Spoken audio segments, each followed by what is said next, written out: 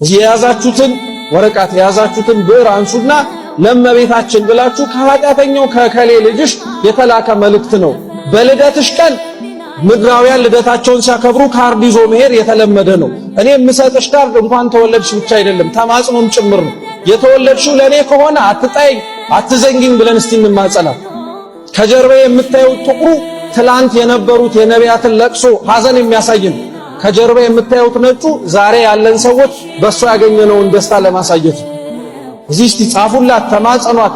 በልደቷ ልደታችን ነው ካላችሁ እንደ አዲስ መፈጠር እንደ አዲስ መገኘት ከኃጢአት ወጥተን ወደ ጽድቅ ሕይወት ለመኖር ከመቤታችን ውጪ መርቶ የሚወስደን ማን አለ? የሰውን ልብ የሚያውቅ የለም። ሰው ምን ሆኖ ሰካራም እንደሆነ በምን ታውቃላችሁ? ዘመን ጥሎት ይሁን አጥቶ ይሁን በአስተዳደግ ተበድሎ ይሁን አደጋ ደርሶበት ይሁን ጎዳና ላይ የወጣ በምን እንደሆነ በምን ታውቃላችሁ? አናውቅም። ለማናውቀው ወንጀል እንዴት ፍርድ እንሰጣለን? ምክንያቱን እናውቃለን። እኛ ሰው ወዶ ሌባ ይሆናል ብላችሁ ነው? የሚሆንም ይኖራል።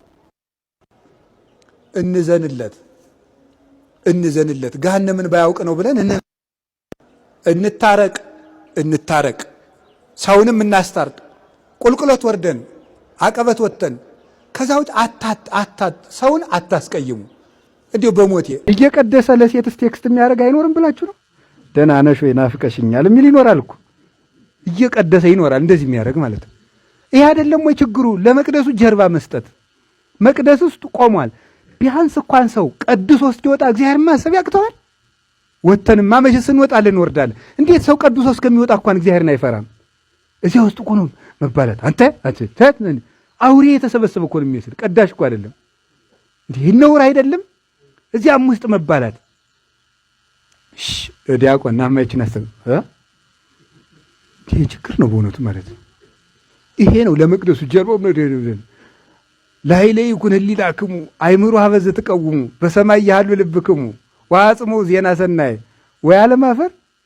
ህሊናችሁ ወደ ላይ ይሁን እኮ ነው። ዲያቆን እኮ ነው እንደሚለው ይገርማችኋል። ዲያቆኑ ህሊናችሁ በሰማይ ይሁን ይላል። እሺ ቀጥል ዲያቆን። አይምሩ ሀበዘ ተቀውሙ የቆማችሁበትን ቦታ አወቁ። እግዚአብሔር ያሳያችሁ። እስቲ በሉ በሞቴ የቆማችሁበትን ቦታ እሱ ራሱ እኮ የቆመበትን ቦታ ረስቶ ነው።